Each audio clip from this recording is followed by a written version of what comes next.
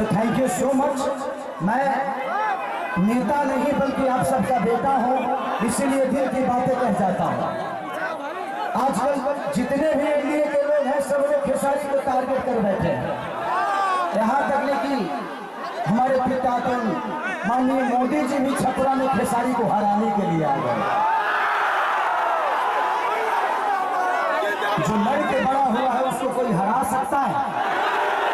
इस छपरा ने मुझे, इस धरती ने एक ऐसे बेटे को पैदा किया है जिस बेटे के लिए अपनी जान तक दे सकते हैं। छपरा जिस दिन विजय होगा ना, सिर्फ बिहार ही नहीं बल्कि हिंदुस्तान जानेगा कि ये खेसरिया को छपरा वालों ने कितना प्यार दिया है। और आज हम सबके गार्जियन स्वरूप अखिलेश भैया ने मेरे से कई बार बोले कि चुनाव लड़ते काहे नहीं हो, आ जाओ।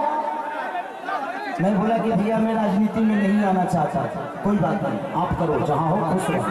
लेकिन मुझे क्या पता था कि हमको यह करना पड़ेगा। कोई नहीं, शायद भगवान को कुछ अलग ही मंजूर है। शायद चाहता था कि खेसारी के आने के बाद ही सरकार बदलेगी।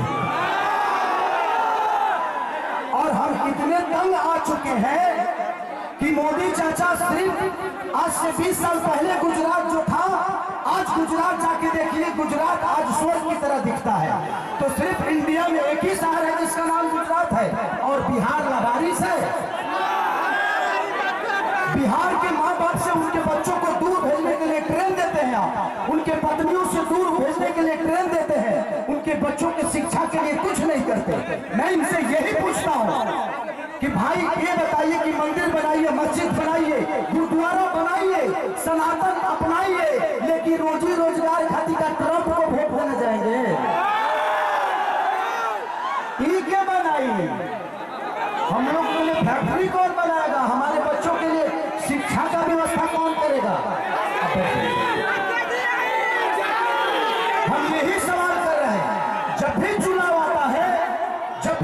आता है, तो इनको सिर्फ जंगल राज ही बताना है। अरे यार, जंगल राज थोड़ी देर के लिए मान लेता हूं कि था, मान लिया, सुन लिया। अरे तो कौन आप सब मंगल राज बना दिए हो इस धरती को? रोज हत्या होता है। लॉ एंड ऑर्डर हमारा बहुत अच्छा है। अरे यार, उस परिवार से पूछना जिस परिवार का आदमी मारा जाता है। सिर्फ एक आदमी नहीं मारा जाता है, बल्कि वो घर का चिराग था, अपने घर की विश्वास था, जिसको मार दिया गया। उसके बाद जिसको जेल में डालते हो उसका भी करियर बर्बाद होता है। तो हमने बिजी कर दो ना यार, हमें काम दे दो। अब काम नहीं दोगे तो क्या करेंगे? हम मौत में भी रोजी ढूंढते हैं, क्या करेंगे? ढूंढ ही देगा तो, क्योंकि हम बेरोजगार हैं। आज छपरा की स्थिति जो पानी में डूबी रहती है, छपरा व्यापारियों के करोड़ों रुपये बर्बाद हो जाते हैं। उसका जिम्मेदार कौन है? कुछ लोग भी रहे हैं कि खेसरिया तो 15 दिन के लिए रहेगा यहाँ पर। अरे बेटा हो के आंधा हो के तो एक लोटा पानी हो दी। बेटा हो, अगर उसके पास आंख है ना, तो अमेरिका में भी रह के अपने माँ बाप का सेवा कर सकता है। तो बच्चों को रख के यहाँ के जो स्थानीय विधायक हमारे बुजुर्ग हैं, चाचा है, वो उनका सम्मान है, सीएल गुप्ता चाचा। वो तो 10 साल से शहर में रहे हैं, उनको घर बताल भर पानी में डूबा रहा। तो जब बताइए कि ये नेता अपना इलाज एम्स में कराते हैं, अपना इलाज के लिए बेहतर अस्पताल नहीं बनाए तो हमारे बच्चों के लिए बनाएंगे?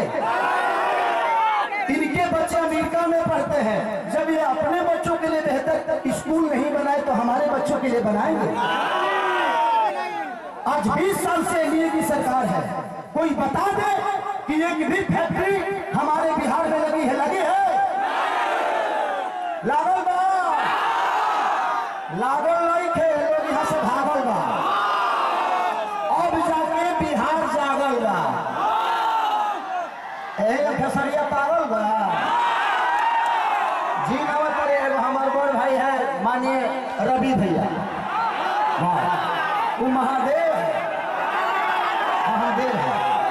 ये जीते जी तो हमारी जिंदगी को नरक बना देते हैं, और मरने के बाद गोरखपुर में स्वर्ग की सीढ़ी लगवा देते हैं। माननीय मुख्यमंत्री योगी जी बैठे हुए हैं और कह क्या रहे हैं, महादेव तुम लोग यहाँ चलोगे तो स्वर्ग में जाओगे। मरते जीते जी तो कुछ दिए नहीं, अब मरने के बाद कौन आदमी हर हर महादेव करके चलता है जी। तो योगी जी को भी समझ रहा है कि किसके हाथ में हम गोरखपुर सौंप दिया जाए। हमें जीते जी स्वर्ग चाहिए। ऐसे लगता है कि रावण का काम अधूरा, रवि भैया पूरा करने आए। हमारे बड़े भाई मनोज भैया क्या बोल रहे हैं?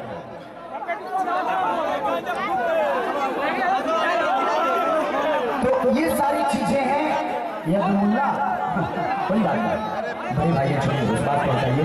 तो मैं चाहता हूँ कि ये भाषण का टाइम नहीं है, क्योंकि भैया को भी बहुत जगह जाना है और भैया की बहुत बिजी शेड्यूल है, और मुझे भी यहाँ से राघोपुर जाना है भैया के क्षेत्र में। तो हम चाहते हैं कि मेरे बड़े भैया